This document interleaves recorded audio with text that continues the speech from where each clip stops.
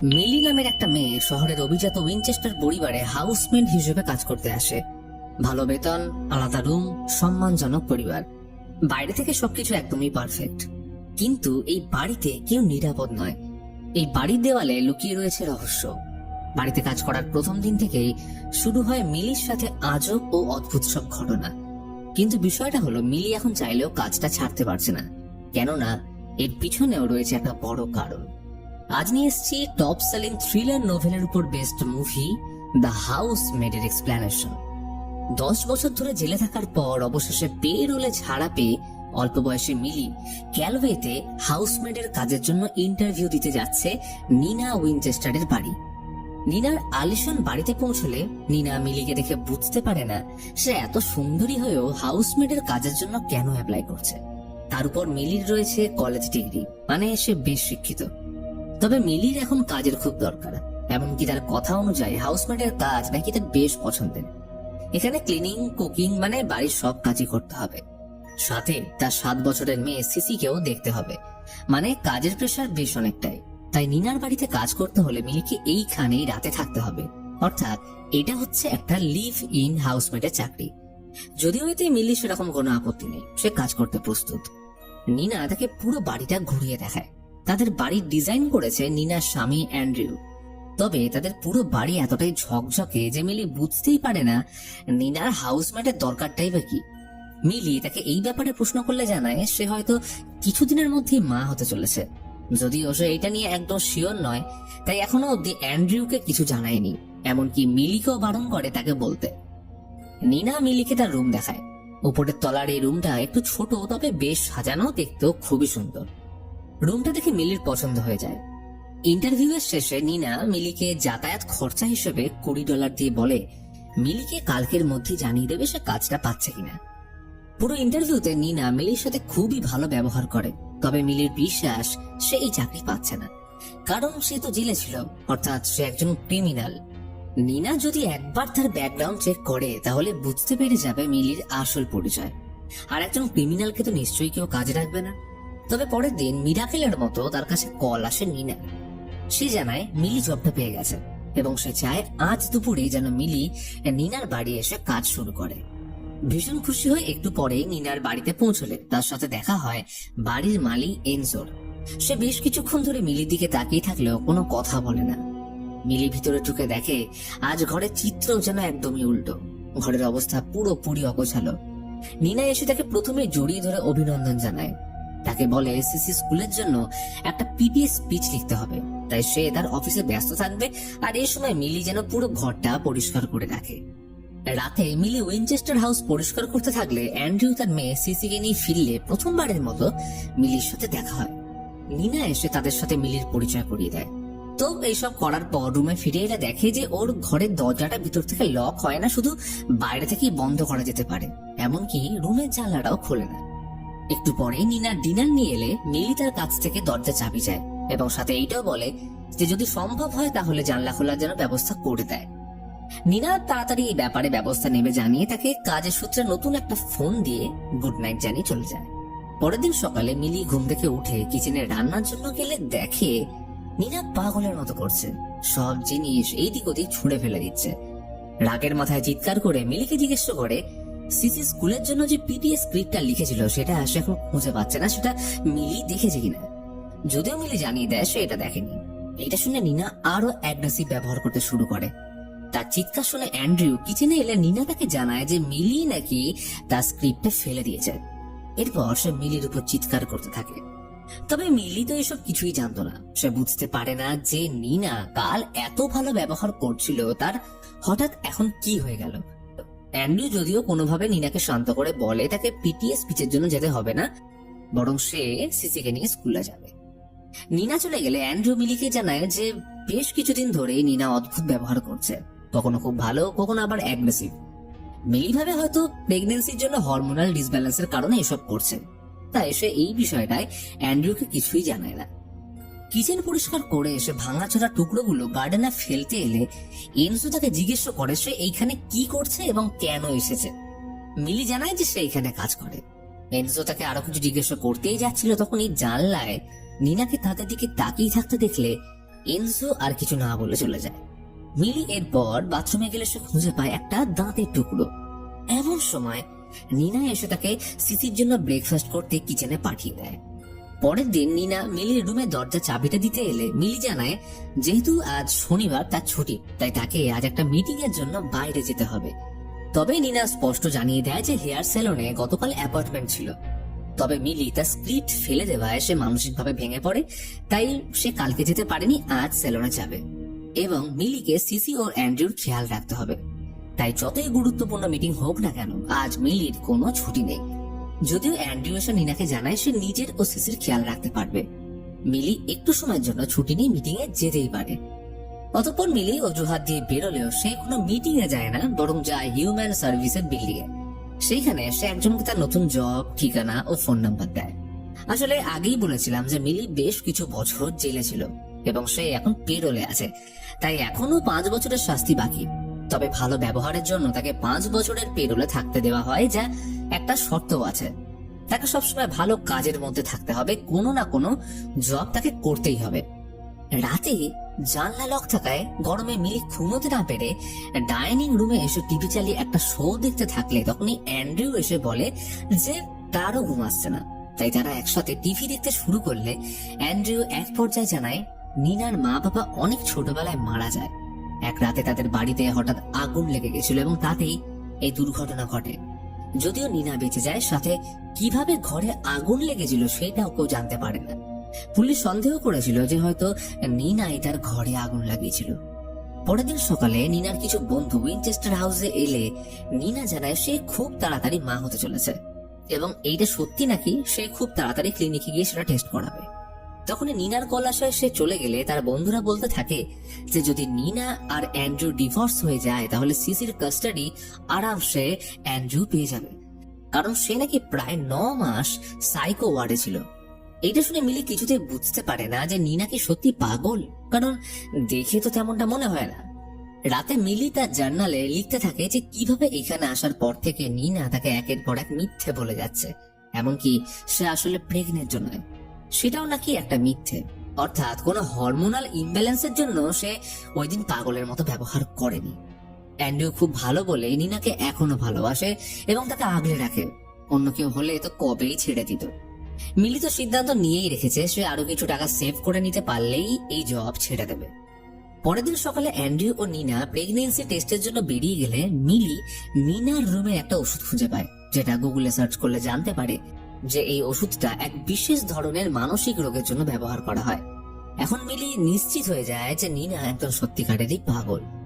সে লেক্সি নামের এক বন্ধুকে ফোন করে জানায় যে সে তার জব ছাড়তে চলেছে, এখন তার একটা নতুন জবের দরকার, তার কাছে খোঁজ থাকলে সে যেন মিলিকে জানায়। একটু পরে নিনা বাড়ি ফিরে এলে পুনরায় পাগলের মতো ব্যবহার করতে থাকে। অ্যান্ড্রু মিলিকে জানায় যে নিনার পক্ষে ন্যাচারালি প্রেগনেন্সি করা সম্ভব নয়। রাতে হঠাৎ করে মিলি নিনা ও অ্যান্ড্রুর মধ্যে ঝগড়ার আওয়াজ শুনতে পেয়ে তাদের রুমে পৌঁছলে দেখে নিনার হাতে রয়েছে একটা রক্তমাখা কাঁচের টুকরো। এইটা দেখে মিলি ভয় পেয়ে যায়। সে ভাবে নিনা হয়তো অ্যান্ড্রুকে কোনোভাবে হিট অফ দ্য মোমেন্টে আক্রমণ করেছে। তবে তখনই পিছন থেকে সুস্থ স্বাভাবিক অ্যান্ড্রু এসে জানায় সে একদম ঠিক আছে। সকালে নিনা মিলির থেকে তার আগের ব্যবহারের জন্য ক্ষমা চেয়ে তাকে কিছু নতুন পোশাক দিয়ে শনিবার ব্রডওয়ে নাটকে 2টো টিকিট ও রাতের জন্য একটা লাক্সারি হোটেল রুম বুক করতে বলে, কারণ বেশ কিছুদিন ধরেই তার এবং অ্যান্ড্রুর মধ্যে সবকিছু ঠিকঠাক চলছে না। তাই সে চায় তার সাথে কিছু একান্তের সময় কাটাতে। আর সিসি যাবে এক বন্ধুর বাড়ি, মানে মিলিকেও ঘরে একাই থাকতে হবে। তবে এখন তাকে সিসিকে দিয়ে আসতে হবে তার নাচের ক্লাসে। মিলি সিসিকে নিয়ে গেলে তার সাথে দেখা হয় নিনার এক বন্ধু। সে তাকে জানায় যে কয়েক বছর আগে সিসি যখন একদম বাচ্চা তখন নাকি নিনা বাথটাবে সিসিকে ডুবিয়ে মারার চেষ্টা করেছিল, সাথে সে ঘুমের ওষুধের ওভারডোজ দিয়ে নিজেকেও শেষ করতে চেয়েছিল। এই কারণেই তো তাকে 9 মাস মানসিক হসপিটালে রাখা হয়। ক্লাসের পর সিসিকে নিয়ে বাড়ি ফিরলে মিলির সাথে দেখা হয় এনজো। সে মিলিকে বোঝানোর চেষ্টা করে যে তার এখনই জব ছেড়ে দেওয়া উচিত, তবে কারণ বলার আগে নিনা চলে আসলে সে আবারও কিছু না বলেই চলে যায়। নিনা তাকে বলে শনিবার কেন হোটেল বুক করেছে, সাথে আবার নাটকের টিকিট কেটে, কারণ সেদিন সিসিকে নিয়ে ওয়াশিংটন আর্ট ক্যাম্পে যাওয়ার কথা। এখন যেহেতু সে টিকিট কেটেই ফেলেছে এবং এইগুলো সব নন রিফান্ডেবল, তাই টিকিটের টাকাও মিলির বেতনের থেকেই কাটা হবে। যদি অবশ্য অ্যান্ড্রিউ এসে তাকে বাঁচিয়ে নেয়। মিলি বুঝতে পারে এইটা ছিল নিনার আরেকটা পাগলের প্রলাপ, এবং অ্যান্ড্রিউ যে কত ভালো মানুষ তা আরো একবার প্রমাণ হয়ে গেল। আর এই উদারতায় মিলি তার প্রতি আকৃষ্ট হয়ে অ্যান্ড্রিউকে একটু আলাদা নজরে দেখতে শুরু করে। শনিবার নিনা সিসিকে নিয়ে আর্ট ক্যাম্পে গেলে অ্যান্ড্রিউ মিলিকে জানায় সে তার অন্য বন্ধুকে নিয়ে ব্রডওয়ে নাটকটা দেখে আসতে পারে, সাথে রাতে হোটেলেও থেকে যাবে। তবে মিলির কোনো বন্ধু না থাকায় অ্যান্ড্রিউ সিদ্ধান্ত নেয় সেই হবে আজ রাতে মিলির বন্ধু। সে তাকে নাটক দেখাতে নিয়ে যাবে এবং রাতে হোটেলে থাকবে। তবে এই ব্যাপারে যেন নিনা ঘূর্ণাক্ষরেও জানতে না পারে। অ্যান্ড্রিউর কথা মতো মিলি নিনার দেওয়া নতুন পোশাক পরে চলে যায় নাটক দেখতে। শেষে একসাথে ডিনার করে চলে যায় হোটেলে। সেইখানে তারা আলাদা দুটো রুম নিলে হঠাৎ মিলি দেখে তার ফোনে নিনা ক্রমাগত টেক্সট করে যাচ্ছে, এবং সে কোনো কারণে মিলির উপর রেগে গিয়ে তাকে কাজ থেকে তাড়িয়ে দেওয়ার হুমকি দিচ্ছে। মিলি প্রচন্ড ভয় পেয়ে অ্যান্ড্রিউর রুমে গেলে সে তাকে সান্ত্বনা দেয় আর বলে যে তার চাকরি হারাবে না, সে নিনাকে ঠিকই বুঝিয়ে বলবে। এতক্ষণে অ্যান্ড্রিউর এমন ব্যবহার দেখে আর কি থাকা যায়, তাই মিলি ওর সাথে ঘনিষ্ঠ হয়। পরের দিন ঘরে ফিরলে অ্যান্ড্রিউ মিলিকে তার রুমে নিয়ে যায়, এবং এর বেশ কিছুক্ষণ পরে নিনা বাড়ি আসে। নিনা গত রাতের ব্যবহারের জন্য মিলি থেকে ক্ষমা চেয়ে বলে সে জানে মিলি এর আগে 10 বছর জেলে ছিল, তবে সে এর জন্য তাকে চাকরি থেকে তাড়াতে চায় না, বরং সে মিলিকে তার গাড়ি দিয়ে শপিং এ পাঠিয়ে দেয়। এখানে মিলি বুঝতে পারে নিনা আগে থেকে জানতো সে এখন পেরোলে আছে এবং তার কাছে চাকরি না থাকলে আবার জেলে ফিরে যেতে হবে। তাই নিনা তার সাথে যেমনই ব্যবহার করুক সে চাকরিটা একদমই ছাড়তে পারবে না। শপিং মলে মিলির সাথে নিনার এক বন্ধুর দেখা হয়, যা থেকে সে জানতে পারে নিনা তাকে যে ফোনটা দিয়েছিল সেটা সে শুধু তাকে কল করার জন্য দেয়নি, বরং এটা দিয়ে নিনা তার লোকেশন ট্র্যাক করছিল। অর্থাৎ কাল রাতে মিলি অ্যান্ড্রিউর সাথে যে হোটেলে ছিল সেটা নিনা আগে থেকেই জানে। মিলি প্রচন্ড ভয় পেয়ে নিনার দেওয়া গাড়ি নিয়ে বাড়ি ফিরতেই যাবে, তখনই দুজন পুলিশ তাকে গাড়ি চুরির অপরাধে গ্রেপ্তার করতে এলে অ্যান্ড্রিউ এইবারও তাকে বাঁচিয়ে নেয় এবং তার থেকে ক্ষমা চেয়ে বলে যে এই সবকিছু নিনার পাগলামো, এতে মিলির কোনো দোষ নেই। ঘরে ফিরলে নিনা বলে গত রাতে তারও মিলির মধ্যে যা কিছু হয়েছে সে জানে, এবং সে এইবার পাকাপাকি ভাবে মিলিকে চাকরি থেকে বরখাস্ত করে তাকে আবার জেলে পাঠানোর হুমকি দেয়। তবে অ্যান্ড্রিউ মিলির পক্ষ নেয় এবং তাকে এখনই উইনচেস্টার হাউস থেকে চলে যেতে বলে, কারণ এই সবকিছুর মালিক অ্যান্ড্রিউ। অতঃপর নিনা এই অপমান সহ্য করতে না পেরে সে বাড়ি ছেড়ে চলে যায়। এরপর যেটা হওয়ার সেটাই হলো, মানে অ্যান্ড্রিউ আর মিলি ইন্টিমেট। একদিন মিলি অ্যান্ড্রিউর মায়ের দেওয়া পুরনো একটা দামি চায়নার প্লেটে ব্রেকফাস্ট দেওয়ার সময় আচমকা এনজোর সামনে এসে পড়লে ভয় হাত থেকে পড়ে প্লেটটা ভেঙে গেলে অ্যান্ড্রিউ এনজোর উপর রেগে তাকে চাকরি থেকে বের করে দেয় এবং মিলিকে শান্ত করে তাকে ভাঙা টুকরোগুলো একসাথে করে অ্যান্ড্রিউকে দিতে বলে, যাতে সে আবার প্লেটটা জোড়া লাগাতে পারে। রাতে অ্যান্ড্রিউ মিলির কাছে প্লেটের টুকরোগুলো কেন ধুয়ে রাখেনি জানতে চাইলে মিলি বলে হাত কেটে যাওয়ার ভয়ে সে প্লেটের টুকরোগুলো ধুয়ে রাখতে পারেনি।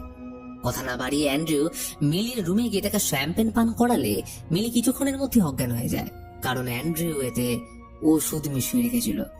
পরের দিন সকালে জ্ঞান ফিরলে মিলি দেখে রুম পুরো ফাঁকা। দরজা খোলার চেষ্টা করলে দেখলো দরজা বাইরে থেকে লক। মিলি এবার অ্যান্ড্রিউকে চিৎকার করে ডাকতে থাকলে সে জানায় তার মায়ের দামি প্লেট ভেঙে ফেলা এবং টুকরোগুলো পরিষ্কার না করার জন্য তাকে শাস্তি দেওয়া হয়েছে। অন্যদিকে দেখা যায় নিনাকে তাড়িয়ে দেওয়ার পর সে প্রচন্ড খুশি, এতদিন পর সে যেন মুক্ত হয়েছে। নিনা এতক্ষণে সিসির জন্য একটা চিঠি লিখতে শুরু করেছে, যা সে শুধুমাত্র 18 বছর হলে বা নিনা মারা গেলেই খুলতে পারবে। নিনা চিঠিতে লেখে সে যখন 8 বছরের ছিল তখন তার বাবা মা মারা যায় এবং তারপর তার পুরো লাইফ কাটাতে হয়েছিল ফস্টার হোমে। সে সবসময় ভাবতো যদি সেদিন তার বাবা মায়ের সাথেই ও মারা যেত তাহলে হয়তো খুব ভালো হতো। তবে দুঃখকে পিছনে ফেলে সে স্কলারশিপের মাধ্যমে ল স্কুলে ভর্তি হয় এবং সেইখানে একজন প্রফেসরের প্রেমে পড়ে এবং তাদের মধ্যে শুরু হয় শারীরিক সম্পর্ক। আর সিসি ছিল তারই সন্তান। তবে সেই প্রফেসর বিবাহিত হওয়ায় সিসিকে নিজের সন্তান হিসেবে মেনে নেয়নি। পরে নিনা একটা ল ফার্মে জব পায়, সাথে সিঙ্গেল মাদার হয়ে সিসির দেখাশোনা করতে থাকে এবং সেইখানেই তার সাথে দেখা হয় অ্যান্ড্রিউ। সে নিনার সন্তান আছে জেনেও তার প্রেমে পড়ে তাকে বিয়ে করে। তবে বিয়ের কিছুদিন পর থেকে অ্যান্ড্রিউ তার টক্সিক পুরুষত্ব দেখাতে শুরু করে। সে একদিন দেখে নিনার চুলের গোড়ায় কিছু সমস্যা দেখা দিয়েছে, তাই পরের দিন তাকে সেলুনে গিয়ে চুল ঠিক করে আসতে বলে। তবে পরের দিন নিনা সেটা করতে ভুলে গেলে তাকে উপরে স্টোর রুম, মানে এখন যেটা মিলির রুম, সেইখানে আটকে রেখে শাস্তি স্বরূপ মাথা থেকে গুনে গুনে 100টা চুল গোড়া থেকে উপড়ে ফেলতে বলে। তবে নিনা তার কথা না মানলে অ্যান্ড্রু তাকে বেশ কয়েকদিন ধরে বন্দি করে রাখে জল খাবার ছাড়া। একদিন অবশেষে হার মেনে এসে তার মাথা থেকে 100টা চুল ছিঁড়ে অ্যান্ড্রুকে দেয়। তবে সেই 100টার মধ্যে একটা চুলের গোড়া না থাকায় সে তাকে আবারও 100টা চুল উপড়ে ফেলতে বলে। আর এইখানে নিনা বুঝতে পারে অ্যান্ড্রুর উদারতা হচ্ছে একটা জাস্ট মুখোশ, ঠিক মিষ্টি ছুরির ধার বেশি প্রবাদের মতো। আসলে সে হচ্ছে একজন সাইকো। অবশেষে সে দ্বিতীয়বার 100টা চুল উপড়ে ফেলে অ্যান্ড্রুকে পাঠালে অ্যান্ড্রু তাকে জল দেয়। তবে সেই জলেও মেশানো ছিল ঘুমের ওষুধ। জল পান করার সাথে সে জ্ঞান হারিয়ে ফেলে, আর যখন জ্ঞান ফেরে দেখে সিসি বাথটাবে ডুবতে চলেছে। আর তখনই পুলিশ এবং অ্যান্ড্রু চলে আসে এবং তাকে 9 মাস মানসিক হসপিটালে ভর্তি করে রাখে। তখনই সে সব দোষ নিজের কাঁধে নেয়, কারণ সে জানতো সে যদি কাউকে সত্যিটা জানায় তাহলে কেউ তাকে বিশ্বাস করবে না। অর্থাৎ নিনা কোনোদিনই সিসিকে মারেনি, বরং অ্যান্ড্রু ইচ্ছাকৃতভাবে নিনাকে একজন পাগল প্রমাণিত করার জন্য এসব করেছিল। 9 মাস পর বাড়ি ফিরলে নিনার উপর অ্যান্ড্রুর অত্যাচার কিন্তু একটুকুও কমে না। সে তাকে যে কোনো অজুহাতে রুমে বন্দি করে রাখত। তবে সে পুরো দুনিয়ার সামনে যেহেতু নিনাকে পাগল সাব্যস্ত করে নিজেকে হাজবেন্ড অফ দ্য ইয়ার বানিয়েছে, তাই সে বুঝে গেছিল অ্যান্ড্রুর হাত থেকে সে পালাতে পারবে না। তবে সে একমাত্র এনজোকে বিশ্বাস করত। এনজো তাকে নিয়ে পালানোর জন্য ফেক পাসপোর্টও বানিয়ে দিয়েছিল। তবে অ্যান্ড্রু সেগুলো খুঁজে পেয়ে যায়। তবে এরা দুজন কিন্তু হার মানে না, তারা প্ল্যান বানায়। নিনা এমন একজনকে চেয়েছিল যাকে দেখেই অ্যান্ড্রুর পছন্দ হয়ে যাবে, যে হবে লোনলি ও থাকবে না কোনো বন্ধু। আর সেই ক্ষেত্রে মিলি ছিল একদম পারফেক্ট ক্যান্ডিডেট। ইচ্ছে করে সে প্রথমে মিলির সাথে ভালো ব্যবহার করে এবং পরে তার সাথে খারাপ ব্যবহার করতে শুরু করে। এমনকি সে ইচ্ছে করে শনিবারের প্ল্যান ভুলে যায় এবং ওষুধগুলো বেডরুমে রাখে, যাতে মিলি সত্যি বিশ্বাস করে যে নিনা পাগল। তবে সে মিলির ব্যাকগ্রাউন্ড দেখে বুঝেছিল মিলি ঠিকই নিজেকে রক্ষা করতে পারবে। যদিও এনজো প্রথমে মিলির কথা ভেবে এই প্ল্যানে সায় না দিলে পরে এসে সবসময় মিলির দিকে নজর রাখত এবং সে তাকে এইটাই বলার চেষ্টা করত সব সময়। অন্যদিকে মিলি এখনো তার রুমেই বন্দী। একদিন অ্যান্ড্রু এসে তার প্লেট 21টা টুকরোয় ভাঙার শাস্তি স্বরূপ মিলিকে একটা ভাঙা টুকরো দিয়ে পেট 21 বার কাটতে বলে। আর সে যদি কোনোভাবে ভুল করে তাহলে তাকে আবার প্রথম থেকে শুরু করতে হবে। মিলি কিন্তু অ্যান্ড্রুর কথা শুনে না। বন্দী অবস্থায় মনে পড়ে যায় সে কেন জেলে গেছিল। একদিন স্কুলে অ্যান্ড্রুর মতনই একজন সো কল্ড জেন্টলম্যান তারই রুমমেটের সাথে জোরপূর্বক খারাপ কাজ করার চেষ্টা করেছিল, যা দেখে মিলি রাগে সহ্য করতে না পেরে সেই ছেলেটাকে শেষ করে দেয়। তবে পুলিশ আসলে তার রুমমেট সব অস্বীকার করে এবং মিলির 15 বছরের সাজা হয়। এমনকি তার বাবা মাও তাকে বিশ্বাস করেনি।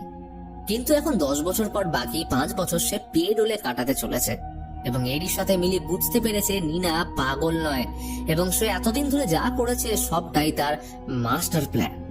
সে জানে এখান থেকে এখন বাঁচতে হলে অ্যান্ড্রুর কথা শুনতে হবে। তাই সে অ্যান্ড্রুর কথা মতো তার পেট 21 বার কাটলে ভাঙা প্লেটের টুকরোটা নিতে অ্যান্ড্রুর ভিতরে এলে একটা লুকোনো ছুরি বের করে সে অ্যান্ড্রুর উপর আক্রমণ করে তাকেই স্টোর রুমে আটকে রেখে বাইরে থেকে দরজা লক করে দেয়। আসলে নিনা জানতো সে চলে গেলে অ্যান্ড্রু মিলিকেও তার মতো এইখানেই আটকে রাখবে, তাই সে আগে থেকেই মিলির জন্য একটা ছুরি এনে এখানে রেখে দিয়েছিল। অ্যান্ড্রু তাকে হুমকি দিতে থাকে সে যদি দরজা না খোলে তাহলে সবকিছু পুলিশকে বলে দেবে। তবে এখন অ্যান্ড্রুর ফোন তো মিলির কাছে। অ্যান্ড্রু চিৎকার করতে থাকে বেরোনোর জন্য, আর মিলি অ্যান্ড্রুর ফোনের ক্যামেরা দিয়ে তার করুণ অবস্থা দেখে এনজয় করতে থাকে। তো এখন মিলি অ্যান্ড্রুকে বলে সে যদি বেরোতে চায় তাহলে তাকে প্লাস দিয়ে সামনের দাঁত তুলে তাকে দিতে হবে, কারণ অ্যান্ড্রু লাইফ সবকিছু পারফেক্ট চায়।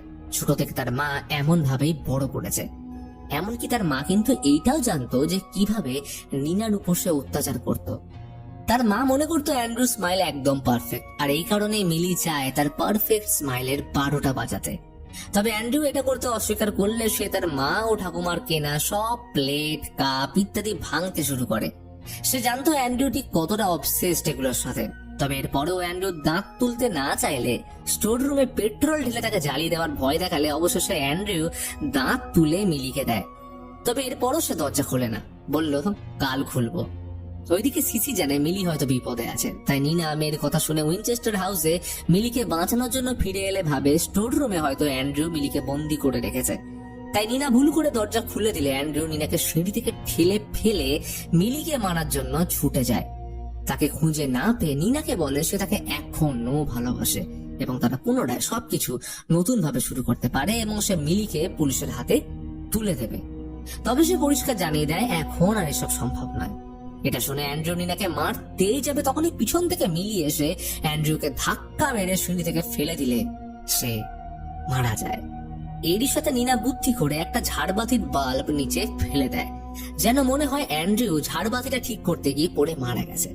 সাথে নিনা এনজোকে ফোন করে সবটাও জানায়। একজন মহিলা পুলিশ তদন্ত করার জন্য এলে এসে অ্যান্ড্রুর গলায় ছুরির আঘাত দেখতে পেলে নিনার উপর সন্দেহ যায়, কিন্তু পুলিশ অফিসার জানায় সে অ্যান্ড্রুকে আগে থেকে চিনত। এমনকি তার বোনের সাথে অ্যান্ড্রুর বিয়েও ঠিক হয়েছিল, তাই তখন থেকেই সে অ্যান্ড্রুর আসল রূপ জানত। সে এইটাও জানে হয়তো নিনাই অ্যান্ড্রুকে শেষ করেছে, তবে তাকে সাহায্য করার জন্য অ্যান্ড্রুর মৃত্যুকে দুর্ঘটনা বলে চালিয়ে দেয়। পরের দিন অ্যান্ড্রু শেষকৃত্যের পর মিলিকে $1 লক্ষ চেক দিয়ে সিসিকে নিয়ে নতুন জীবন শুরু করতে চলে যায় ক্যালিফোর্নিয়া। সে মিলিকে আরেকজন বন্ধুর কাছে কাজের জন্য পাঠায়, যার হাতেও ছিল আঘাতের দাগ।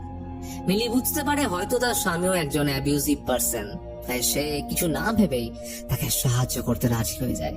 আর এই ঘটনার সাথে শেষ হয় আজকের মুভি দ্য হাউসমেড।